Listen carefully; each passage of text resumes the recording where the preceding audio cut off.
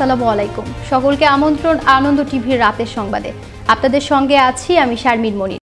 চলমান কঠোর লকডাউনের মধ্যেই সরকারি নির্দেশনা উপেক্ষিত হচ্ছে খোদ রাজধানীতেই।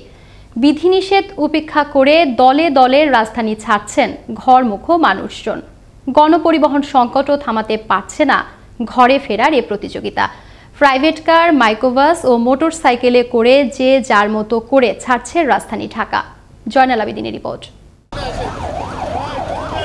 করোনাকে বৃদ্ধাঙ্গুল দেখিয়ে স্বাস্থ্যবিধি উপেক্ষা করে রাজধানী ছাড়তে শুরু করেছে মানুষ। আর এমন দৃশ্য দেখা যায় রাজধানীর গাবতলী এলাকায়। বেলা বাড়ার সাথে সাথে মানুষের সংখ্যার বৃদ্ধি দেখা যায়।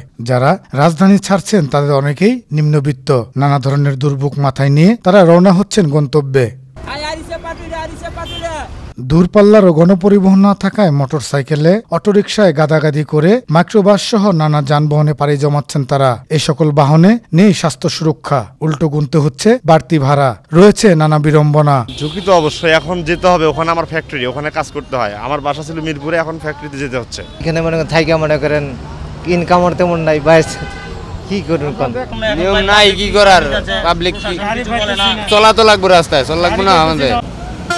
আইন শৃঙ্খলা বাহিনী বলছেন অযথা যারা বাইরে বের হচ্ছে তাদের করা হচ্ছে জরিমানা। এছাড়াও রাজধানীবাসীকে ঘরে থাকার পরামর্শ দেন তারা। যে গাড়িগুলো সচরাচর আইন মানতেছে না সেগুলো আমরা ফাইন করতেছি। সেগুলো হচ্ছে সচরাচর 3 থেকে 5,000, 6,000, 10,000 পর্যন্ত ফাইন আসতেছে। এগুলো দেশে বাড়ছে করোনা সংক্রমণ, সেই সাথে মৃত্যুর তালিকায় যোগ হচ্ছে শত শত প্রাণ। তাই নিজ ও পরিবারের স্বার্থে মানতে হবে স্বাস্থ্যবিধি, থাকতে হবে ঘরে।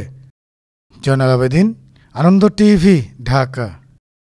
কোপা আমেরিকা ও ইউরো কাপকে ঘিরে অনলাইনে জুয়া খেলছিল একটি চক্র। জুয়া চক্রের এমনই 3 সদস্যকে শনিবার রাতে সাভারের আশুলিয়া থেকে আটক করে র্যাব 4।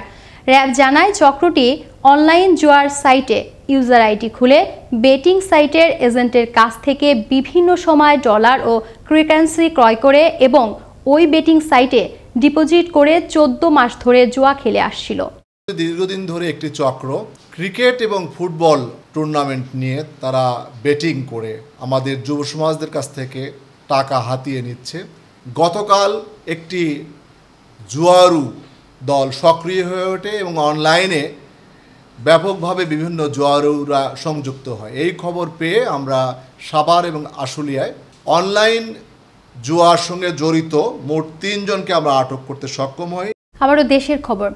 গেল রাতে সাভারের টিয়াবাড়ি এলাকায় প্রধানমন্ত্রীর ব্যক্তিগত সহকারী ও অ্যাসাইনমেন্ট কর্মকর্তা পরিচয় দিয়ে দেশীয় অস্ত্র নিয়ে একটি বাড়ি দখলের সময় রাকিউল ইসলাম সহ 6 জনকে আটক করে পুলিশ।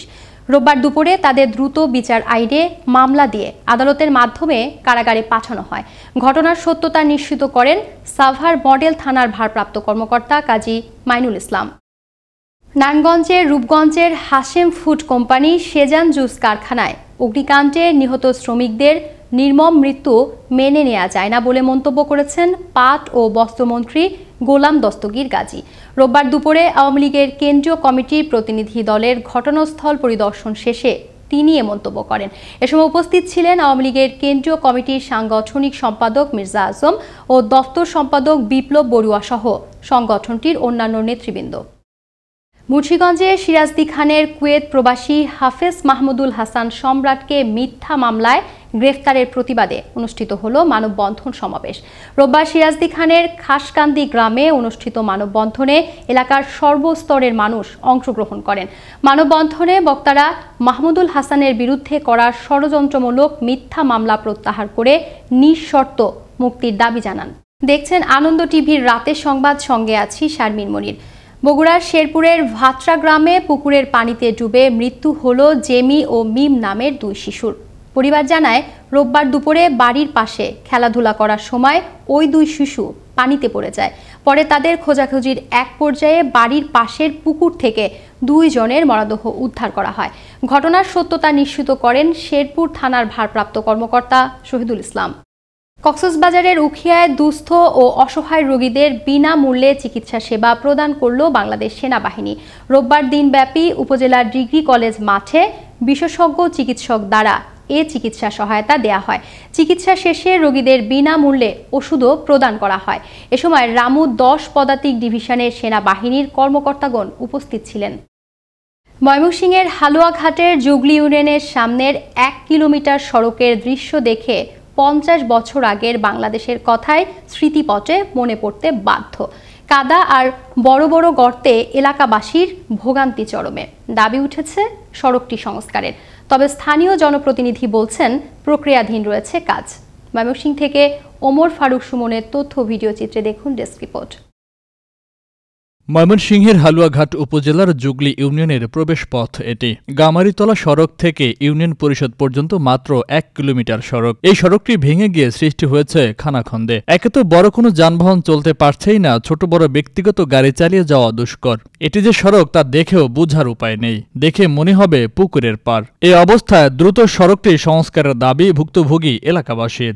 4 বছর ধরে এই রাস্তায় আমি চলাচল করি, বরাবরই এইরকম কাদা, আর প্রত্যেকটি মানুষ জুগলি ইউনিয়নের এই রুটে চলাচল করে। আমরা গাড়ি ঘোড়া লইয়া চলতে পারি না, আবার যাইতে পারি না। গামারিতলা মোড় হইতে পরিশোধ পর্যন্ত এই রাস্তাটা পাকা প্রয়োজন।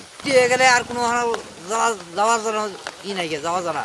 সড়কটি পাকাকরণের প্রক্রিয়া রয়েছে বলে জানান সংশ্লিষ্ট ইউনিয়নের এই জনপ্রতিনিধি। জুগলি ইউনিয়ন পরিষদ গামারিতলা UZR এই রাস্তাটা টেন্ডার হয়ে গেছে 1 কিলোমিটার। এটা অনতিবিলম্বে কাজ শুরু হবে। এটা ওয়ার্ক অর্ডার প্রক্রিয়াধীন। আশা করি 1-2 মাসের মধ্যে এটার কাজ শুরু হবে। সারা দেশে সড়ক পরিবহনে দ্রুত উন্নয়ন হলেও উন্নয়ন হয়নি জুগলি ইউনিয়নের একমাত্র এই সংযোগ সড়কটির। ফলে কাঙ্ক্ষিত সেবা থেকে বঞ্চিত হচ্ছে এই অঞ্চলের বাসিন্দারা। তাই দ্রুত সড়কটি সংস্কার করে চলাচলের উপযোগী করে গড়ে তোলার দাবি স্থানীয়দের। ফয়সাল মাহমুদ, আনন্দ টিভি, ন্যাশনাল ডেস্ক। সরকার ঘোষিত কঠোর লকডাউনের 11তম দিনে কেরানীগঞ্জের বিভিন্ন স্থানে অভিযান পরিচালনা করে র্যাব 10-এর ভ্রাম্যমাণ আদালত। রোববার দুপুর থেকে বিকেল পর্যন্ত র্যাবের স্কোয়াড কমান্ডার আবুল কালামের সহযোগিতায় এ অভিযানে নেতৃত্ব দেন নির্বাহী ম্যাজিস্ট্রেট আখতারুজ্জামান। এ সময় লকডাউন অমান্য করায় বিভিন্ন জনকে অর্থদণ্ড প্রদান করা হয়। পাবনার ফরিদপুর থেকে মানিক মিয়া ও লাইলা আক্তার রিনা নামের স্বামী স্ত্রীর ঝুলন্ত লাশ উদ্ধার করে পুলিশ। রোববার দুপুরে উপজেলার বিলচন্দ্র গ্রামে ঘটে ঘটনা। ওই দুই স্বামী স্ত্রী আত্মহত্যা করেছে বলে ধারণা এলাকাবাসীর। ঘটনার সত্যতা নিশ্চিত করেন ফরিদপুর থানার ভারপ্রাপ্ত কর্মকর্তা মাসুদ রানা।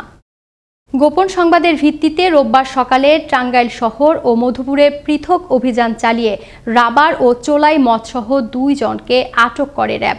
এ সময় তাদের কাছ থেকে উদ্ধার করা হয় 1470 কেজি রাবার ও 50 লিটার চোলাই মদ, যার আনুমানিক বাজার মূল্য 3,09,000 টাকা।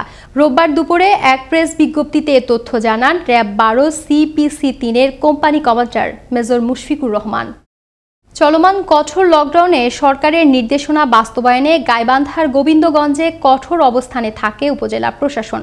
রোববার সকাল থেকে উপজেলার গুরুত্বপূর্ণ পয়েন্টে সেনাবাহিনীর সহযোগিতায় অভিযান পরিচালনা করে জেলা প্রশাসনের ভ্রাম্যমাণ আদালত।